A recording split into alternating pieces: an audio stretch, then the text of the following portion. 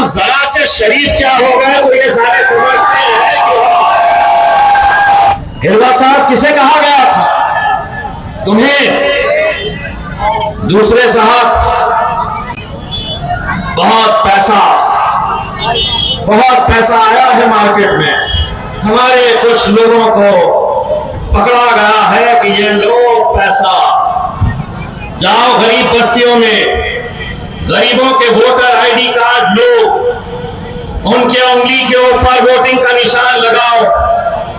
Voter card election के एक दिन बाद तक उनके पास रहेगा, उसके बदले में तुम्हें पैसा दिया जाएगा। झुमरे, एक बात सुन ले, इतने पैसों में ये शेर के बच्चों को तो इतने पैसों से खरीदने के लिए निकला, चंद पैसों की खातिर वो अपनी जेब तो भर लेंगे लेकिन इस कौम का सौदा कर रहे हैं। ऐसे लोगों से होशियार रहिए। इस इलाके की बात कर रहा हूं, 13 तारीख के दिन आपको खुद महसूस होगा कि किसने लाया है वो हराम का पैसा। यहां का माहौल गड़बड़ा जाए ताकि हमारी माएं और बहनें वोट डालने के लिए बाहर ना निकले, वोटिंग परसेंटेज कम कराया जाए। आपको नजर रखनी है कि मेरा मुकाबला खैरे से नहीं, घुमरे से नहीं। मेरे राजा 300-500 रुपए वाले को यूट्यूब वाले को बुलाते ले रहे इंटरव्यू में। आगे कोई गैर नहीं है, हमारा ही कोई दल्ला है जो लेके घूम रहा है। सिर्फ पतंग पतंग पतंग, हम मोटे डालते शान से ओनली पतंग पतंग। जीतेगी इस बार भी सिर्फ पतंग पतंग पतंग, हम मोटे डालते शान से सिर्फ पतंग पतंग। उड़ रही हर तरफ से सिर्फ पतंग पतंग पतंग, आ रही है शान से।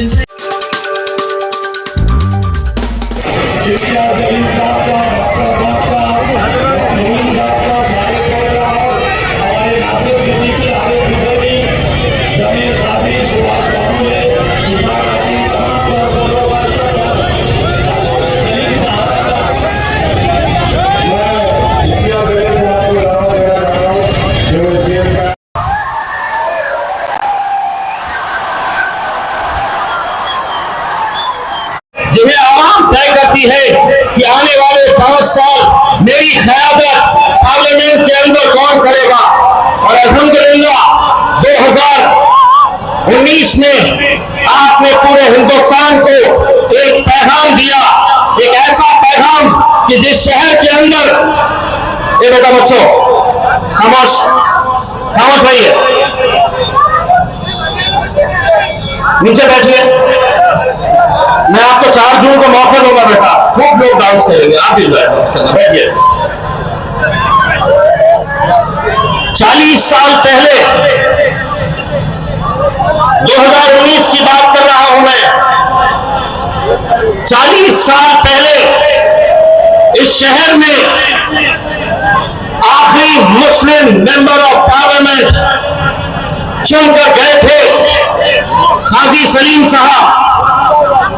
ये जितने नौजवान हैं अपनी हयाती में इन्होंने देखे तक नहीं कि हमारा नुमाइंदा कैसा होता है, लेकिन अल्हम्दुलिल्लाह 40 साल के बाद आप लोगों के इत्तेहाद ने एक पैगाम दिया मुल्क भर में कि अगर हम मुत्तहिद हुए, अगर हम एक ताकत बनकर खड़े रहे, अगर हम इत्तेहाद का सबूत दें तो हम क्या नहीं कर सकते। इकलौता एक मेंबर ऑफ पार्लियामेंट पूरे महाराष्ट्र से किसी पार्टी ने कोई टिकट ही नहीं दिया। मुस्लिम मेंबर ऑफ पार्लियामेंट पूरे महाराष्ट्र से सिर्फ एक, और वो भी आपका बेटा, आपका भाई, आपका दोस्त इम्तियाज जलील।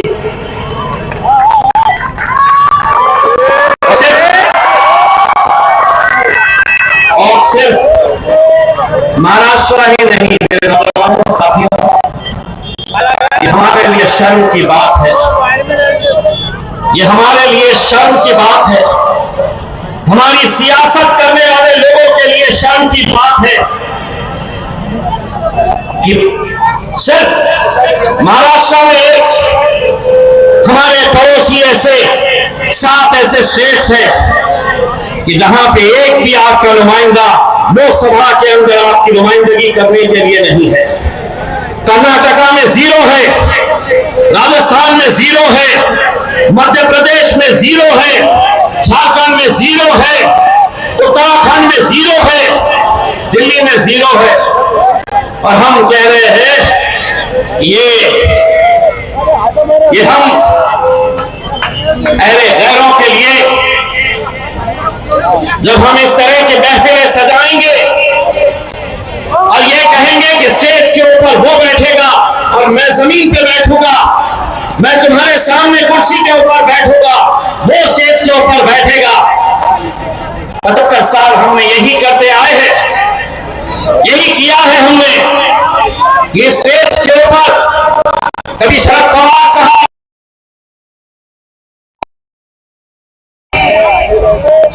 अजीत पवार, सभी यहां बैठेंगे।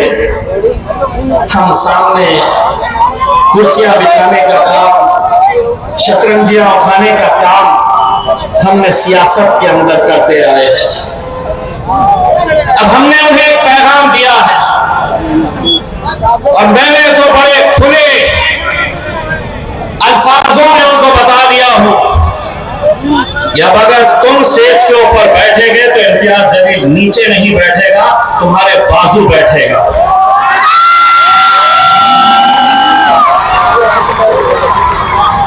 दोस्तों, ये अल्लाह रब्बुल इज्जत का करम है। मैं 12 साल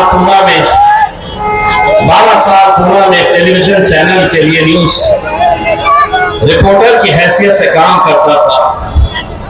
मुझे आज भी वो दिन याद है कि जब मुझे शरद पवार का इंटरव्यू लेना होता था, अजीत पवार का लेना होता था या अशोक चौहान का लेना होता था, तो वो लोग गेस्ट हाउस के अंदर बैठे, मैं बाहर माइक लेकर खड़ा, इंतजार कि नेताजी कब आएंगे, कब मैं उनका इंटरव्यू लूंगा। लेकिन अल्लाह ने, कहते हैं ना कि तुम अगर उससे मांगो तो वो क्या कुछ नहीं तुम्हें अता कर सकता है। एक वक्त वो आया जब पार्लियामेंट के कुर्सी के ऊपर ये बैठे थे तो इम्तियाज जलील उनके बाजू जाकर बैठा। ये आप लोगों का इत्तेहाद था जिसे आज चिकनाचूर करने की कोशिश हो रही है, जिसे आज पूरी तरीके से तोड़ने की कोशिश हो रही है। मैं ये इलेक्शन क्यों लड़ रहा हूं? क्या मकसद है मेरा? मैं चाहूं तो 1.5 घंटा भाषण कर सकता हूं, लेकिन एक बहुत खूबसूरत सी एक कविता, एक नज्म मैंने पढ़ी थी जो मुझे ऐसा लगता है कि वो मेरे ऊपर पूरी तरीके से फिट होती है। उसका एक एक लफ्ज आप लोगों से जुड़ा हुआ है। 10 साल कैसे बीत गए, 10 साल आपकी नुमाइंदगी करते करते, आपकी क़यादत करते करते ये जिंदगी इतनी तेज रफ्तार से चली गई, पता भी नहीं चला। मैं आपको वो कविता के कुछ पंक्तियां सुनाना चाहता हूं जो मेरी ज़बानी आप तक एक पैगाम पहुंचा रही। जब नेता ज्यादा हो जाते हैं तो दिक्कत होती है, या तो नीचे आ जाए या जिस जगह पे खड़े थे वहां पर लोगों को सुनने दें।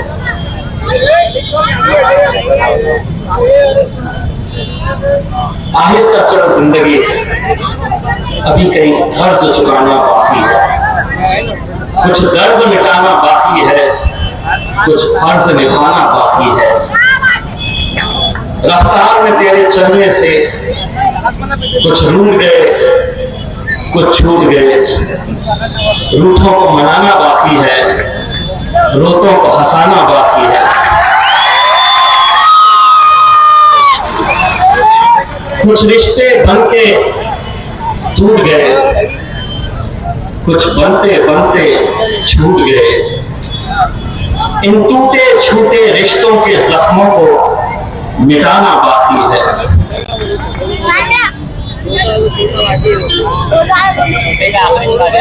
अभी कुछ और इम्तिहान बाकी है, कुछ काम भी और जरूरी है। जिंदगी की उलझी पहली को पूरा सुलझाना बाकी है। मरना सबको है दोस्तों, जब सांसों का थम जाना है तो क्या खोना क्या पाना है।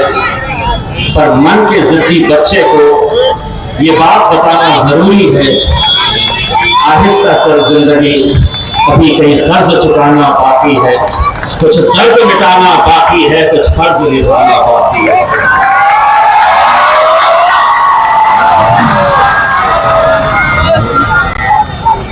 दोस्तों 19 में जब मैं जीता था तो पूरे मुल्क में इसका जश्न मनाया गया। मैं दिल्ली जाता, बिहार गया, उत्तर प्रदेश गया, वहां की आवाम मुझसे मिलने आती, देखने आती और यही कहते कि इम्तियाज भाई, हमारी कॉन्स्टिट्यूएंसी से, हमारे शहर से कौन जीत रहा है, हमें कोई लेना देना नहीं था। हम बस एक दूसरे को फोन करके यही पूछते थे कि वो औरंगाबाद वाले का क्या हो रहा है।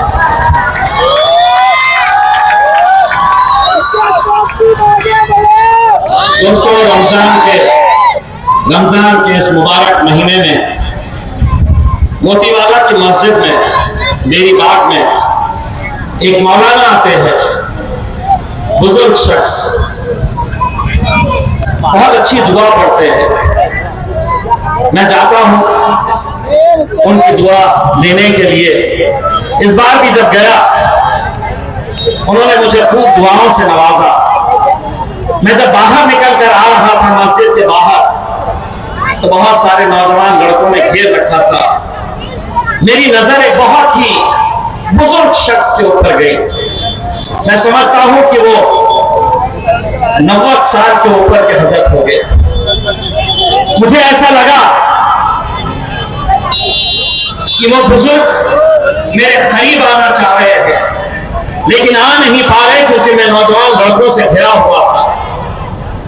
मैंने उन लड़कों को हटाया, उस बुजुर्ग शख्स के पास गया, उन्हें सलाम किया। उन्होंने सलाम का जवाब दिया और उन्होंने मुझसे कहा कि बेटा, मैं जालना का रहने वाला हूं। मैं उन्हें हाथ मिलाकर कहा कि मेरे लिए दुआ करना। उन्होंने जो जवाब दिया वो सुनिए। उन्होंने मुझसे कहा कि बेटा, मैं और मेरे पूरे घर वाले पूरे रमजान के महीने में तहज्जुद में उठकर तुम्हारी कामयाबी के लिए हम दुआ कर रहे हैं। बेटा, जालना का रहने वाला शख्स, जालना के रहने वाले वो बुजुर्ग, क्या लेना देना, ना वो वोट डाल सकते हैं, ना मेरी कॉन्स्टिट्यूएंसी का हिस्सा है, लेकिन वो बुजुर्ग शख्स, क्या वजह है कि वो तहज्जुद में उठकर एक मेंबर ऑफ पार्लियामेंट उसके लिए पूरा घर अगर दुआएं मांग रहा है तो वो कैसा मुसलमान होगा। और यहां के कुछ कैसे मुसलमान हैं जो आपसे कह रहे हैं कि इम्तियाज जलील को इस बार वोट देने का मतलब नरेंद्र मोदी को ताकत देने के बराबर है।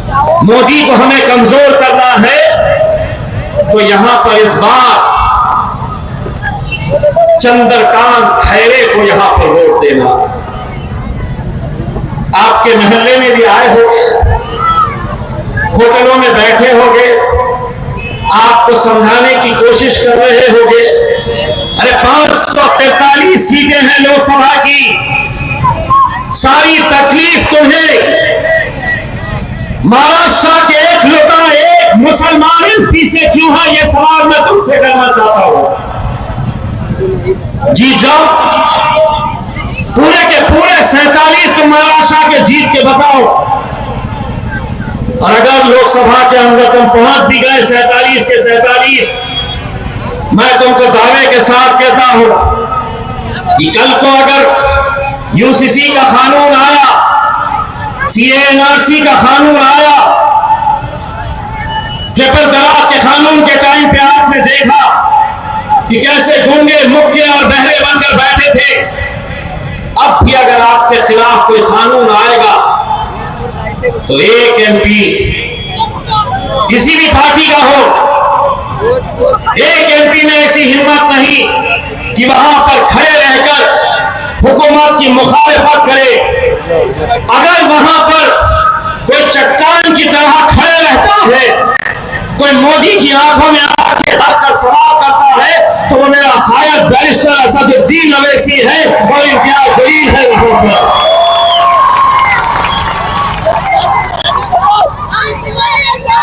शर्म नहीं आती है, शर्म नहीं आती है। बाबरी मस्जिद की शहादत के अंदर जिसने बड़े फख्र से कहा था कि हां हमने मेरे मस्जिद गिराई है, बयान है उसका, और यहां के मुसलमान उसे कंधे पर बैठाकर मतदान उससे करो। क्यों? तुम गिरवा साहब नहीं है क्या? गिरवा साहब किसे कहा गया था? तुम्हें एक ये है, दूसरे साहब बहुत पैसा आया है मार्केट में, गरीब बस्तियों में हमारे कुछ लोगों को पकड़ा गया है कि ये लो पैसा, जाओ गरीब बस्तियों में गरीबों के वोटर आईडी कार्ड लो, उनके उंगली के ऊपर वोटिंग का निशान लगाओ।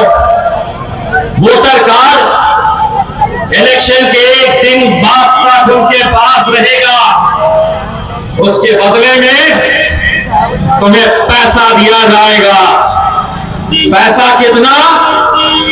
किसी को 500, किसी को 1000, किसी को 1500 या ज्यादा से ज्यादा 2000। झुमरे, एक बात सुन ले, इतने पैसों में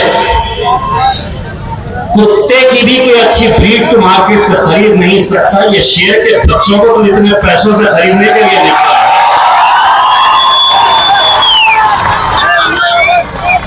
और जो दल्ले ये काम कर रहे हैं चंद पैसों की खातिर, वो अपनी जेब तो भर लेंगे लेकिन इस कौम का सौदा कर रहे हैं। ऐसे लोगों से होशियार रहिए। मैं आपको बताता हूं, इस इलाके के अंदर भी, इस इलाके की बात कर रहा हूं, 13 तारीख के दिन आपको खुद महसूस होगा कि किसने लाया है वो हराम का पैसा, जो यहां पर ये कोशिश करने वाला है कि इसके वोट बढ़ जाए, इनके वोट बढ़ जाए, या ऐसी कोशिश कि यहां का माहौल गड़बड़ा जाए ताकि हमारी माएं और बहनें वोट डालने के लिए बाहर ना निकले, वोटिंग परसेंटेज कम कराया जाए। आपको नजर रखनी है।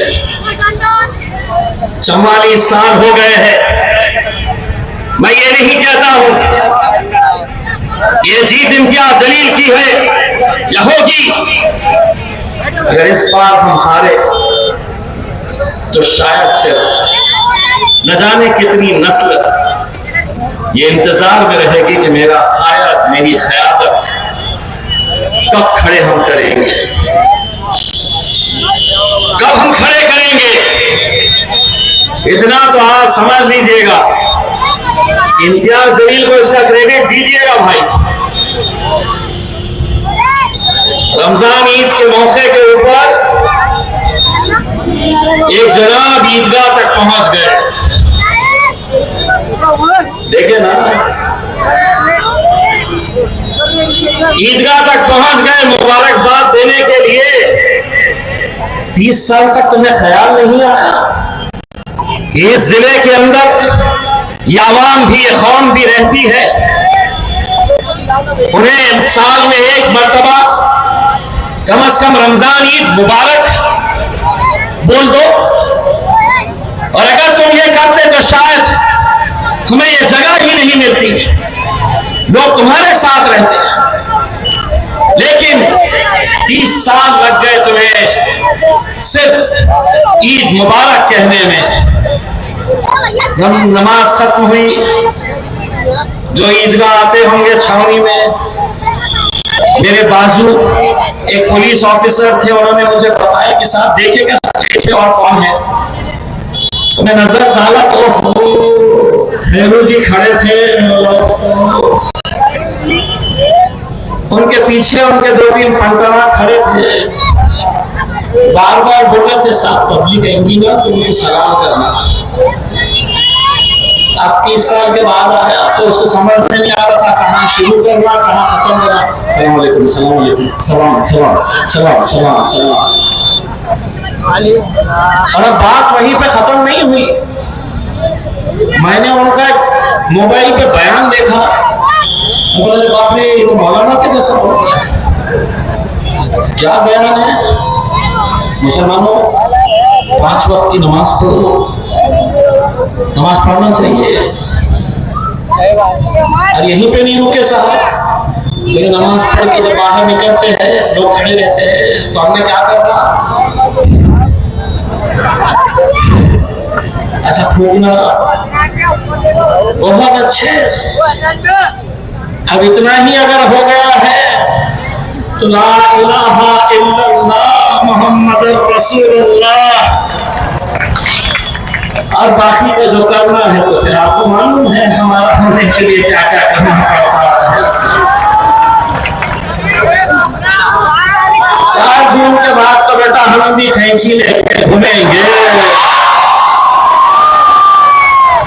अब हो रहे तो पूरे हो, आधे अधूरे रखो, ये इनका हाल। अब इन सबसे अलग एक प्राणी है,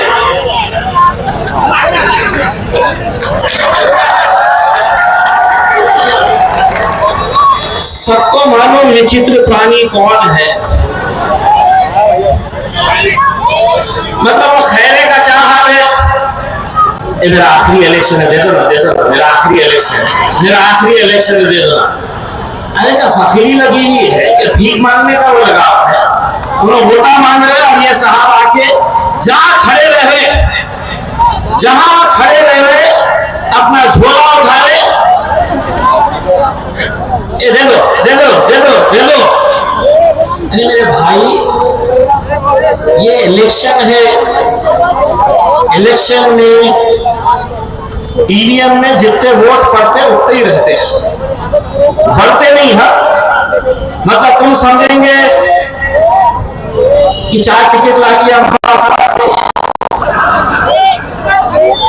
30-30 रुपये वाले, और बाहर आके 30 का 60, 30 का 60, 30 का 60। तो ऐसा समझेंगे ईवीएम में 25 वोट पड़े हैं तो बाहर आके बोलेंगे 25 से 50, 25 से 50, 25 नहीं होता मेरे पास, नहीं होता। जितना है उतना। और अगर इतना ही है मेंबर ऑफ पार्लियामेंट बनने का, तो कोई एक जना अगर उनका चाहने वाला कोई कोने में से सुन रहा होगा तो यहाँ पे किसी छोटे से बच्चे की स्लेट लेके आओ और चौक लेके आओ, तुम्हारे सामने उसको लिखने के लगाओ कि अंग्रेजी में मेंबर ऑफ पार्लियामेंट लिखता।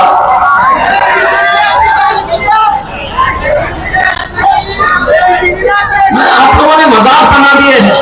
अरे कानून बनाए जाते हैं, वहां पर कानून तय किए जाते हैं कि नौजवानों के ताल्लुक से क्या कानून बनाए जाएंगे। आज हमारे शरीयत के कानून भी अगर वहां पर बन रहे हैं तो वहां पर संगीत की नुमाइंदगी वहां पर चाहिए। कोई नचनियों का कोठा नहीं है वो कि तुम समझ रहे होगे कि इतने सारे वहां पर बैठते हैं, वो पत्तों की गड्डियां लेकर जाएंगे और सामने खेलते बैठेंगे। ऐसा नहीं होता है। नहीं, मैं सोशल क्लब चलाता। अच्छा, अल्लाह रसूल की बातें, जुआ, सारे 2 नंबर के धंधे। बोल रहे हैं कि मेरा मुकाबला खैरे से नहीं, घुमरे से नहीं। मेरे राजा इलेक्शन लड़ रहे हो, एक आध मरतबा अपने भाषण में घुमरे को भी टारगेट करो, खैरे को भी पकड़ो। जा उठे छुटे 300-500 रुपए वाले को, यूट्यूब वाले को बुलाते ले रहे इंटरव्यू में। आज मैं इम्तियाज जलील को और देता, सुबह दोपहर शाम बस इम्तियाज जलील, इम्तियाज जलील, इम्तियाज जलील। अब तो उनके कोई घर वाला बोला था कि रात में नींद में से उठ गए, बोले इम्तियाज आएगा।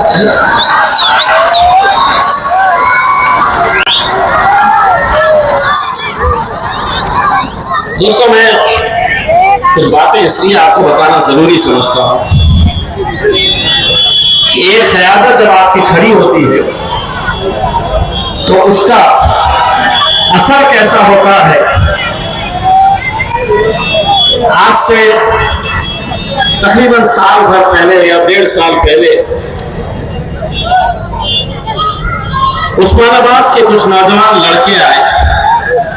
2 महीने से वो घर के बाहर थे, पुलिस से भागते फिर रहे थे। क्यों? क्योंकि उन्होंने उस्मानाबाद के किसी चौक के अंदर टीपू सुल्तान, हजरत टीपू सुल्तान की जयंती के मौके के ऊपर उन्होंने एक झंडा लगाया। दूसरे दिन शिवसेना वाले, बजरंग दल वाले, वीएचपी वाले वहां पर गए, उस झंडे को निकाल कर फेंका और उस झंडे की जगह उन्होंने अपना झंडा लगाया। माहौल खराब हो गया, गड़बड़ाने लगा।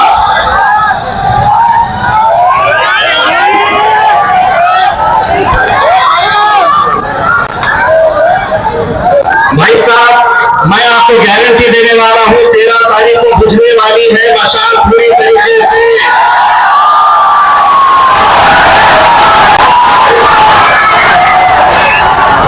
और जो भी साहब उनको लेकर घूम रहे हैं उनको बोलो स्टेज पे लेके आ जाओ मशाल और फोटो ले लो कि इतने वोट भी हमारे पास काफी है।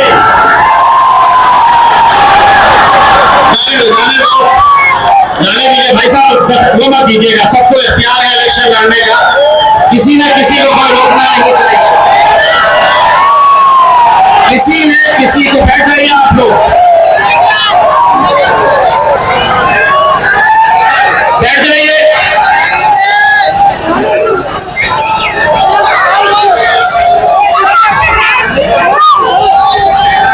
चलिए, कोई गैर नहीं है, हमारा ही कोई दल्ला है जो लेके घूम रहा है।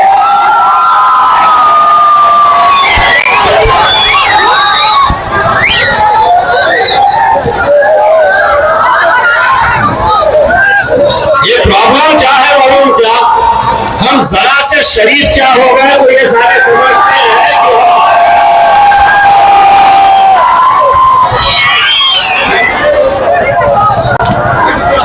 यही गया था, यही गया, जितना मत करिएगा। मैंने आपको बताया है इसी इलाके के अंदर लोगों ने पैसा लेकर आए हैं। एक जनाब ये गए हैं तुम्हारी कैसी बुझने वाली है और 4 तारीख के दिन तुम्हारे कैसे बजने वाली है ये भी देख रहे हैं।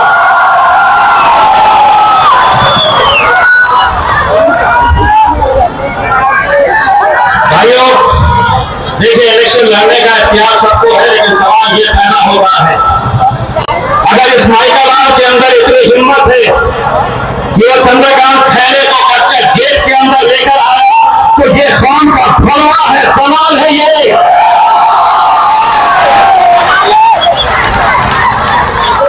जिसको जो भाषा समझ में आती है समझ ले, और तुम भी रिकॉर्ड कर लो, उसको भलवा बोला हूं मैंने। काम की भलवागिरी करने वाले कोई बहुत गैर नहीं है। हमारे ही अपनों में से कुछ लोग हैं जिन्होंने 40 साल तक मुसलमानों की ख़िलाफत को खत्म करने का काम किया है। कुत्ते के जैसे कुछ हड्डियां फेंक लो, जाते के ऊपर चले जाते हैं, जाते का काम करते हैं। अब तो आ गया 13 तारीख को तेरे बाप को भी यहाँ पर लाके बिठा देना और देखना कि कत्तो देश की आवाम उसका हाल क्या करती है।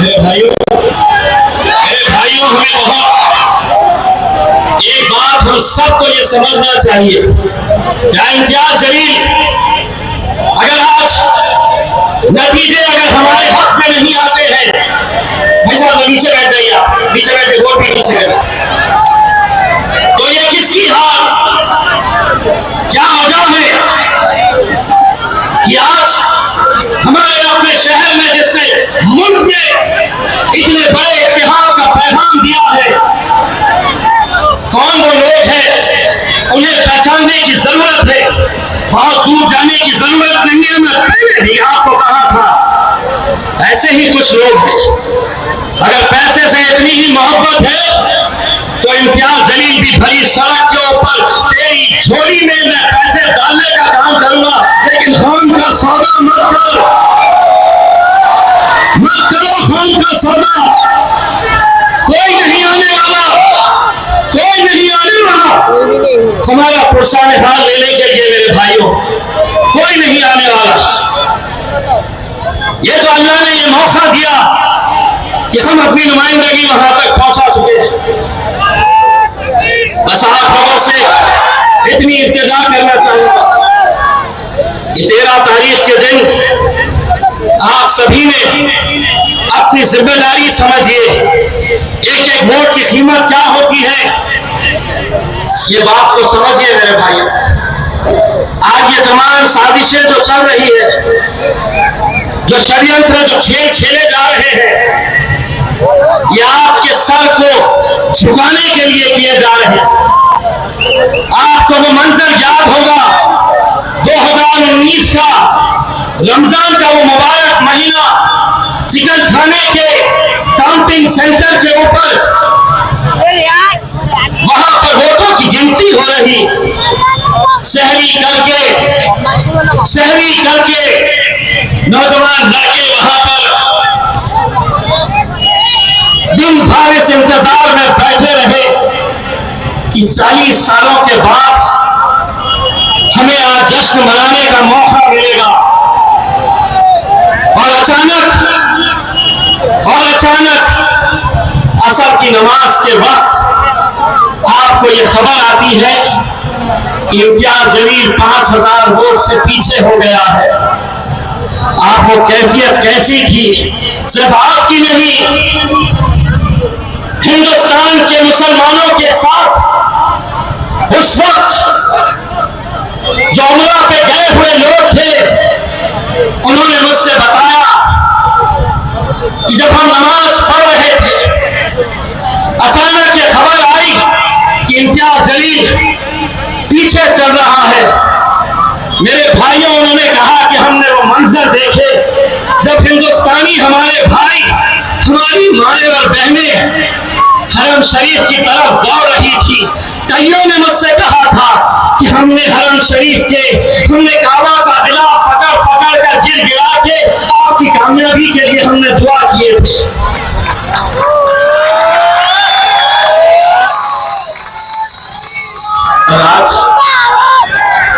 आज ऐसा क्यों हो रहा है मेरे भाई? मैं ये नहीं कहता हूं कि मैं अकेला आपकी नुमाइंदगी में तो था नहीं यहाँ पर, 12 साल में बाहर था। क्यों आपने अपनी क़यादत खड़े नहीं कर पाए? क्यों? 2014 के अंदर यही वो लोग थे जिन्होंने इलेक्शन से एक रात पहले अखबार छापे थे, उर्दू में एक अखबार छाप कर नौजवान लड़कों को दिए थे कि जाओ रहमानिया कॉलोनी में, कटकर गेट में, किरापुरे में, देवी बाग में यह अखबार बांटो। मैं सलाम करता हूं मेरे नौजवानों को। वो बंडल लेके तो गए थे बांटने के लिए, किसी ने नाले में फेंका था तो किसी ने उस बंडल को आग लगाकर मुझे फोटो भेजी थी और मुझसे कहे थे कि इम्तियाज भाई हम आपके साथ धोखा नहीं करेंगे। वो जज्बा था। 2019 के अंदर यही जंजाल चौकड़ी घरों में, अस्पतालों में मीटिंग लगा रहे हैं, अभी भी चल रही होगी। ये फोटो जाएगी तो यकीनन रेट बढ़ने वाला है और पैसा छोड़ना पड़ेगा। यही लोग थे, नहीं आ सकती सीट, आने का सवाल ही नहीं पैदा होता है। कौन देता वोट? कैसे आते? मेंबर ऑफ पार्लियामेंट बनना इतना आसान है क्या? आपको हिसाब किताब बताते, वो हिसाब जमीन पर करते थे। अल्हम्दुलिल्लाह मेरा हिसाब मेरा रब करता है, मेरा अल्लाह करता है। 13 तारीख के दिन, 13 तारीख के दिन, एक दिन आपको मुझे देना है। नौजवानों, हिंदुस्तान की तारीख के अंदर मैं आपको ये गवाही देता हूं कि ऐसा जश्न पूरे हिंदुस्तान में नहीं मनाया गया होगा जो जश्न इंशाअल्लाह औरंगाबाद देखेगा, औरंगाबाद दिखाएगा। बस जाते जाते अपनी निशानी बटन है, 7 नंबर का बटन है। सुबह नींद में फजर से उठने के बाद सबसे पहले अपनी माओ और बहनों का वोट बनवाइए और उसके बाद अपने घर वालों का, उसके बाद अपने घर वालों का। और इंशाअल्लाह मैं आपको यकीन दिलाता हूं कि जो फख्र के साथ मैं मीडिया वालों को कहता हूं मैं 200 टक्के, आज देखने के बाद मैं कहूंगा कि मैं झूठ बोल रहा था कि 200 टक्के मैं जीतने वाला हूं। आज देखने के बाद मैं कहूंगा कि 500 टक्के मैं जीतने वाला हूं। अल्हम्दुलिल्लाह रब्बिल आलमीन।